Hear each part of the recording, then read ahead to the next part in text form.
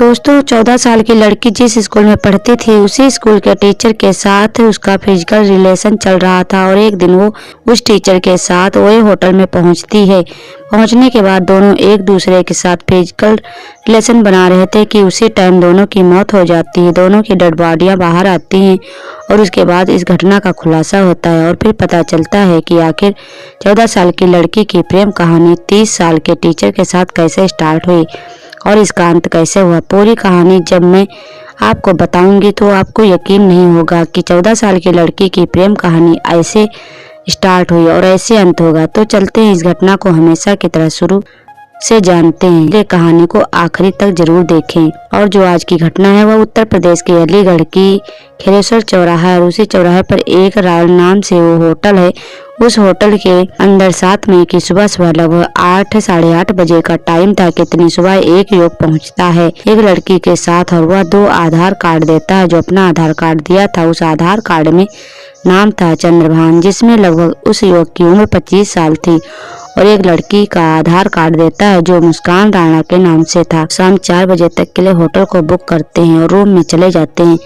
अब रूम में जाने के बाद होटल स्टाफ को लगता है कि 4 बजे के टाइम पर यह बाहर आएंगे। 4 बजे तक के लिए लिया है, बस वक्त गुजरता है। 4 बज जाते हैं, 5 बजते हैं तो होटल स्टाफ दरवाजे को खटखटाता है। लगभग 15 मिनट तक दरवाजे को खटखटाते हैं। खटखटाने के बाद जब दरवाजा नहीं खुलता तो होटल स्टाफ होटल की एक दूसरी की लेकर आता है और उसकी से जैसे ही गेट खोलता है तो सामने जो नजारा था उसको देखकर होटल स्टाफ चीखने लगता है। लड़का अंडरवियर में जमीन पर पड़ा हुआ था और लड़की ऊपर बेड पर मतलब आधे कपड़े में नहीं थी, बेड पर पड़ी हुई थी। फौरन आनंद फानन में पुलिस को फोन किया जाता है। डायल 112 पुलिस को। पुलिस मौके पर पहुंचती है और पहुंचने के बाद दोनों की जो बॉडी थी रूम की चेक करते हैं। बहुत सारी ऐसी चीजें पड़ी थी, मतलब जो उन लोगों ने इस्तेमाल किया था वह सारी दवाएं और सारी चीजें इस्तेमाल करने के बाद जो भी रैपर थे वहां पर पड़े मिलते हैं। दोनों के झाग वगैरह निकल रहे थे चेहरे से क्योंकि दोनों की मौत हो चुकी थी।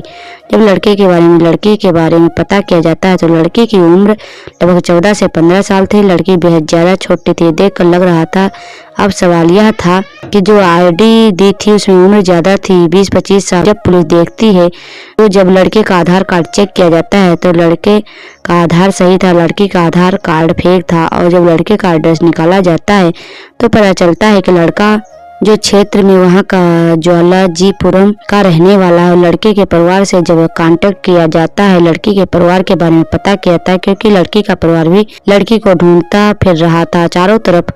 और थाने के अंदर भी गुमशुदगी की रिपोर्ट भी दर्ज कराई गई थी। जब भी पूरी पुलिस कहानी निकालती है तो पता चलता है कि चंद्रभान एक प्राइवेट स्कूल में पढ़ाता है बच्चों को। यह बीटेक का लास्ट ईयर इसका चल रहा था। साथ के यह अपने घर में भी एक कोचिंग सेंटर चलाता था। जब लड़की के साथ उसका चक्कर चलता है वह दोनों एक फिजिकल रिलेशन में आ जाते हैं। जब परिवार वालों से बातचीत की जाती है तो लड़की के परिवार वाले बताते हैं कि हमारी बेटे का किसी से चक्कर चल रहा है, ये मुझे पता है, लेकिन किससे चल रहा था मुझे नहीं पता था। उसका मतलब साफ था कि जिससे पहले लड़की के साथ पूरी ताकत के साथ फिजिकल रिलेशन बनाता है क्योंकि सख्त की दवाएं भी थी कई और उसको खाने के बाद दोनों एक दूसरे से फिजिकल रिलेशन बनाते हैं। बनाने के बाद जो चूहे मारने वाली दवाएं थी वह खा लेते हैं। वही पोस्टमार्टम रिपोर्ट में यह भी आया कि लड़की के मरने के आधे घंटे बाद तक चंद्रभान तड़पता रहा और फिर आधे घंटे के बाद चंद्रभान की मौत हुई। और जो मौत हुई है दोनों की दवा चूहे मार दवा की वजह से हुई है। और दोनों की मौत के बाद पोस्टमार्टम करवाया जाता है और दोनों की बॉडी परिवार को दे दी जाती है। अब इसमें गलती देखिए लड़की के परिवार वालों की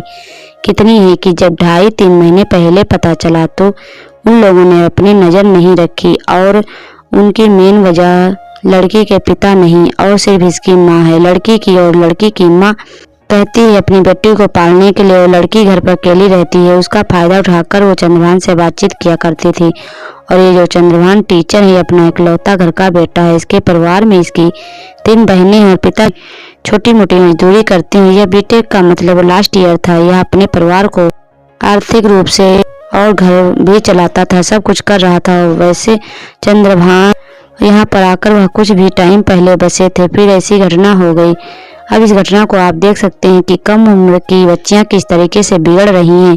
और ये वीडियो बताने का मकसद हमारा सिर्फ यही है कि आप समझें, उनके ऊपर चील जैसी नज़र रखें। हर बार यही बताती हूँ कि उन पर नज़र रखें, कहीं वो गलत रास्ते पर ना चली जाएं। अगर जो मुस्कान के ऊपर परिवार अगर नज़र रखता तो शायद वो बच जाती और ऐसा न होता। आप इस घटना पर क्या बोलना चाहेंगे, कमेंट बॉक्स में ज़रूर बताएं। और आप यह भी बताएं कि इसमें चंद्रभान या फिर उस 14 साल की लड़की की गलती है, या फिर उसकी माँ की, या फिर समाज में हो रहे दिमाग में पनपे कीड़े, आखिर किसकी गलती है।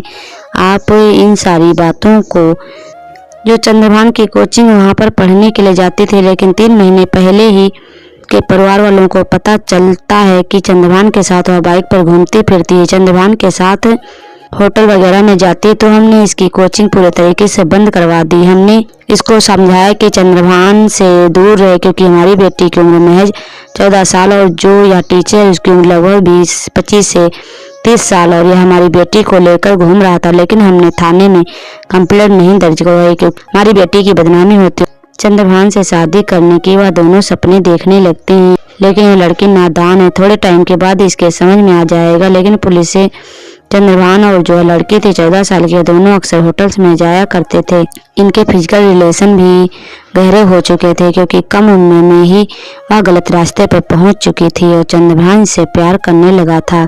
यह चंद्रभान से प्यार करने लगी थी। दोनों शादी के सपने देखने लगे थे। 7 मई को सुबह 8 बजे के टाइम पर जो लड़की वह घर से स्कूल के लिए निकलती, लेकिन स्कूल नहीं पहुंचती, बल्कि चंद्रभान के साथ बाइक पर बैठकर निकल जाती है और द रॉयल होटल पहुंचती है। वहां पर इन लोगों ने पहले से प्लानिंग कर ली थी और जो होटल के स्टाफ को 4 बजे का टाइम दिया था, उसका मतलब साफ था कि आज ये लोग अपना काम खत्म कर लेंगे। दोस्तों, 14 साल की लड़की की माँ सिर्फ एक अकेली औरत थी और वह अपनी बेटी को नहीं संभाल सकी। वह अपनी बेटी को जब जानती है कि वह गलत रास्ते पर चल रही थी, फिर भी उसे सतर्क नहीं होती और उसे संभाल नहीं पाती। कहीं ना कहीं पेरेंट्स ही दोषी होते हैं, अपने बच्चे की छोटी सी गलती को अनदेखा कर देते हैं और साधारण से शब्दों में समझाकर ऐसे ही छोड़ देते हैं। कहीं ना कहीं उनकी गलती की वजह से उनके ही बच्चों की जान चली जाती है और अपने समाज में आए दिन कुछ न कुछ क्राइम या अपराध होता रहता है।